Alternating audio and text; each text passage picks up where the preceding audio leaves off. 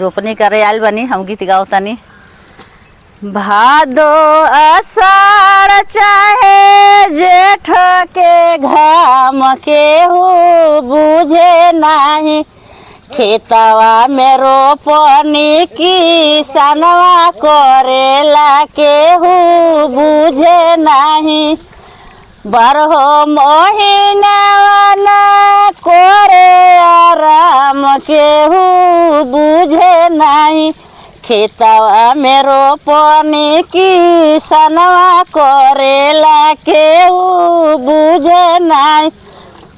खून पसीना से माटी के सींचेला हो, उठी सूती सूती ओठी बांधे पोसुतेला हो। बारहो महीनावा ना करे आराम केहू बुझे नाही, खेतवा में रोपनी किसनवा करेला केहू बुझे नाही।